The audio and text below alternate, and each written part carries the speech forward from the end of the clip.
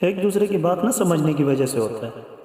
بات ایک ہی کر رہا ہوتا ہے، ایک آدمی بھی وہی بات کر رہا ہے، دوسرا آدمی بھی وہی بات کر رہا ہے، لیکن وہ مختلف طریقے سے کرتا ہے، اور پھر ایک دوسرے کی بات کو سمجھنے کی نیت بھی نہیں ہوتی۔ وہ پہلے سے جیسے جرگوں کے اندر ہو جاتا ہے، ایک آدمی ایک بات کر رہا ہوتا ہے اور دوسرا آدمی بھی وہی چاہتا ہے جو وہ بات کر رہا ہے، لیکن اس کی بات نہ اس نے توجہ سے سنی، اور اگر سنی بھی تو وہ یہ کہتا ہے کہ بھئی اس آدمی نے جو نا وہ شاید میرے خلاف کوئی بات کی ہے، تو وہ آدمی اس کی بات کو نہیں مانتا۔ تو بات سمجھنے کی ضرورت ہوتی ہے۔ جتنے بھی اختلافات ہوتے ہیں تو ان اختلافات میں جیسے باقی عوامل بیچ میں کام کرتے ہیں، تو اکثر یہی دیکھا جاتا ہے کہ ایک دوسرے کی بات کو نہ سمجھنا، چاہے وہ ایک گھر کے اندر ہو، چاہے وہ کسی ادارے کے اندر ہو، چاہے وہ کسی جماعت کے اندر ہو، ایک دوسرے کی بات کو نہ سمجھنے کی وجہ سے بھی یہ اختلافات پیدا ہو جاتے ہیں۔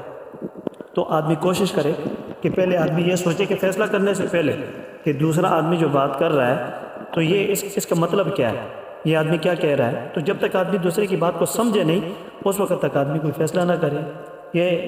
یہ اسی طرح ہے کہ یہ کتابوں کے اندر ایک واقعہ ملتا ہے کہ بغداد کے بازار کے اندر جو ہے 4 اندھے بھیک مانگ رہے تھے، ایک عربی تھا، ایک فارسی تھا ایرانی، اور تیسرا ترکی، اور چوتھا تھا ہندوستانی۔ تو ایک آدمی نے ان کو 1 درہم یا 1 روپیہ جو کچھ بھی دیا اور کہا کہ بھئی جاؤ اور 1 روپے کی کوئی چیز لے کر آپس میں بانٹ کے کھا لو۔ اب چاروں نے وہ روپیہ لیا اور مشورہ کرنے لگے کہ بھئی کیا لے کے کھائیں۔ تو جو ہندوستانی تھا وہ کہنے لگا جی میں تو داکھیں کھاؤں گا، یعنی انگور۔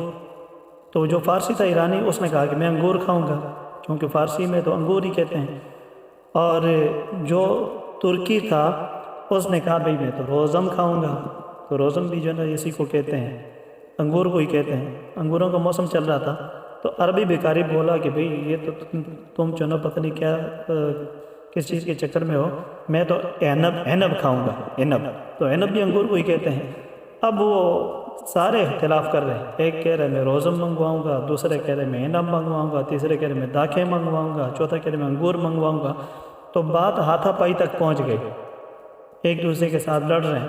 تو وہاں سے ایک سمجھدار آدمی گزرا جو ساری باتوں کو سمجھتا تھا، عربی اس کو آتی تھی، فارسی اس کو آتی تھی۔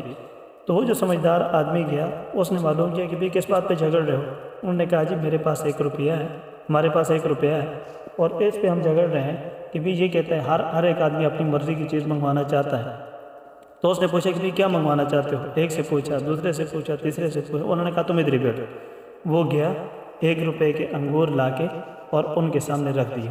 اب وہ چاروں خوش ہو گئے، چاروں خوش ہو گئے، ماشاءاللہ کہ جی اس نے میری بات سن دی۔ تو اس نے ان کو سمجھایا کہ بھئی اللہ کے بندو، تم چاروں یہی چیز مانگ رہے تھے، تم چاروں کوئی اور چیز نہیں مانگ رہے تھے، یہی چیز مانگ رہے تھے، صرف ایک دوسرے کی بات کو نہ سمجھنے کی وجہ سے یہ تم لوگ آپس میں لڑ رہے ہو۔